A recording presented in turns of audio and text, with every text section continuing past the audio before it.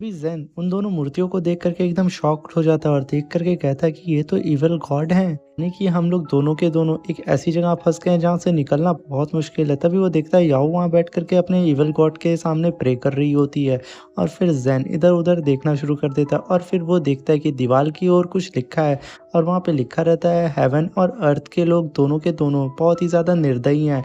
मगर वहाँ उसे कुछ भी समझ में नहीं आता। कहता है ये आखिर यहाँ पे चल क्या रहा है? वहाँ आधी अधूरी पोयम और यहाँ पे ये। तभी याऊ उठ करके वहाँ से निकलने का रास्ता ढूंढने लगती है। तभी उसे एक पत्थर नजर आता है। उस पत्थर को वो जैसे ही हटाती है वहाँ से कुछ इविल स्पिरिट आकर के उसके ऊपर अटैक कर देती हैं। ये देख करके जेन तुरंत आता है, उसे डिफेंड करता है और उसे बचाने लगता है। दोनों ही मिल करके उन दोनों स्पिरिट से लड़ रहे होते हैं क्योंकि ये दोनों स्पिरिट किसी चीज की प्रोटेक्शन के लिए लगाई होती हैं और जैसे ही वो स्पिरिट को वो लोग मार देते हैं तभी याऊ आकर के देखती है वहाँ पे 2 बेल रखी हुई है। इस बेल को देख कर के वो एकदम खुश हो जाती है क्योंकि लिए 800 साल से ये बेल यहाँ पे रखी हुई थी। किसी ने भी इस बेल को नहीं पाया और इस बेल की खासियत रहती है कि ये बेल किसी भी ह्यूमन और डीमन के माइंड को कैप्चर कर सकती है। ये बात सुनकर के ज़ेन कहता है क्या?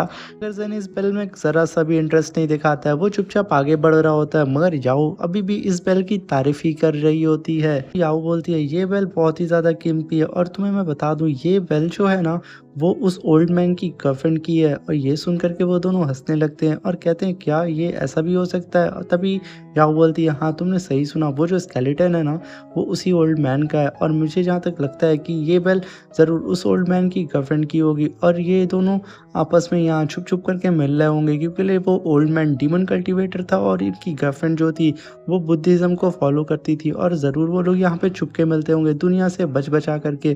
तभी ज़ेन बोलता है तभी यहाँ इस दीवार पे लिखा है कि हेवन और अर्थ के लोग दोनों के दोनों बहुत ही ज़्यादा क्रूर हैं। बात बोल करके ज़ेन उस दीवार को फिर से छूने की कोशिश करता है मगर उस दीवार से फिर एक स्पिरिचुअल हैंड निकल के ज़ेन के ऊपर अटैक करने की कोशिश करता है मगर फिर ज़ेन की स्टिक आगे आकर के उस हैंड को अपने अंदर अब्सॉर्ब कर लेती है। ये देख करके वो दोनों शॉक हो जाते हैं, कहते हैं मेरी स्टिक कितनी ज़्यादा भूखी है। तभी वो लोग देखते हैं वहाँ पे कुछ और वर्ड्स अपीयर होते हैं और जैसे ही उस वर्ड्स को वो लोग पढ़ ही रहे होते हैं तभी ज़ेन बोलता है ये वर्ड्स तो हमारी बुद्धिज़्म वर्ड से मिलते जुलते हैं क्योंकि ये तो पूरा का पूरा एरिया एक तरीके से डेमन्स का है और यहाँ पे तो डीमन्स के वर्ड्स होने चाहिए मगर यहाँ पे तो कल्टीवेशन का जो पाथ लिखा है वो बुद्धिज़्म से एकदम मिलता जुलता है।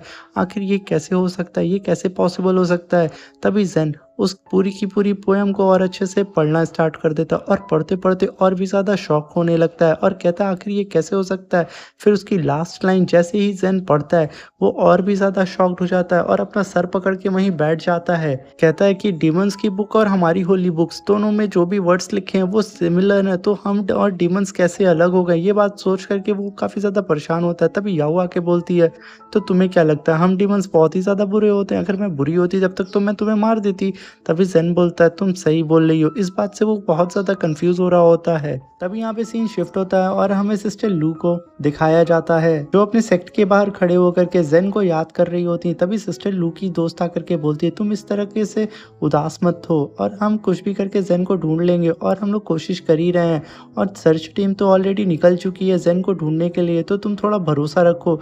ये बोल करके यहाँ पे फिर से सीन शिफ्ट होता है और हमें ज़ेन और याओ का सीन दिखाया जाता है और ये दोनों अब बहुत ही ज़्यादा निराश हो जाते हैं क्योंकि यहाँ पे बहुत ज़्यादा ढूंढने की वजह से उन लोगों को कहीं पे भी रास्ता नज़र नहीं आता है। ज़ेन बोलता है काश हमारे पास खाने का थोड़ा और सामान होता और हम कुछ खा पाते क्योंकि वो लोग बहुत दिन से कुछ खाए पिए नहीं रहते हैं और एक बूंद पानी का भी नहीं पिए रहते हैं। तभी याओ ज़ेन के पास आकर के बोलती है कि तुम्हें मरने से डर लगता है? ज़ेन बोलता है कि नहीं, मैंने तो बचपन में ही अपनी पूरी फैमिली को खो दिया है, मैं भला मरने से क्यों डरूंगा। याओ अपना चाकू बाहर निकाल करके ज़ेन से कहती है कि ज़ेन जिंदा रहने के लिए तुम मुझे मार सकते हो और मुझे मार करके तुम मेरे मीट को खा लेना और तुम कुछ पल के लिए सरवाइव कर पाओगे। इस बात को सुनकर के ज़ेन एकदम भड़क जाता है। तुम कहते हैं कि तुम पागल हो गई, तुम कहना क्या चाहती हो? तभी याओ कहती है कि तुम यहाँ पे तो डीमंस को ही मारने आए थे ना और मैं भी एक डीमन हूँ, तो मुझे मार करके तुम अपना काम ही कर रहे हो। मगर या ज़ेन कहता है कि मैं ऐसे किसी निर्दोष को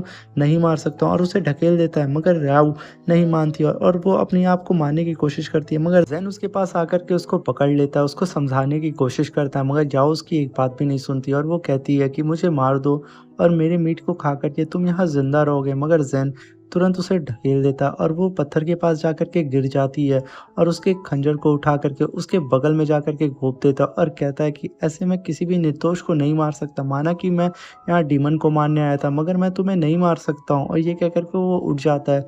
तभी याओ अपने पास्ट की बात उसे बता रही होती है। बहुत साल पहले मैं अपनी मॉम के साथ अपनी नानी के घर जा रही थी, क्योंकि नानी की तबीयत बहुत ज़्यादा ख़राब थी।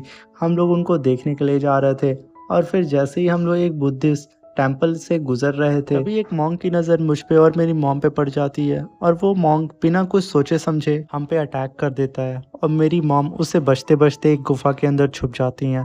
और वो मॉन्क गुफा के दरवाजे के पास आकर के उस गुफा को पूरी कोलैप्स कर देता है, जिसकी वजह से मेरी मॉम के ऊपर एक पत्थर गिर जाता है और उनका पैर टूट जाता है और वो बहुत ज़्यादा घायल हो जाती है। उनका काफ़ी सारा ब्लड गिर जाता है और हम दोनों उस गुफा में कैद हो जाते हैं। काफ़ी वक्त बीत जाता है। मॉम मुझसे कहती हैं, परेशान मत हो बेटा, डैड हमें ढूंढ लेंगे।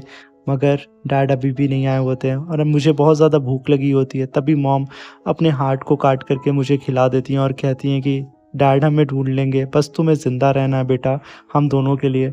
मगर उसी दिन डैड हमें ढूंढ लेते हैं और वो मुझ पे गुस्सा करते हैं और सोचते हैं कि मेरी वजह से आज मॉम यहाँ पे नहीं रही।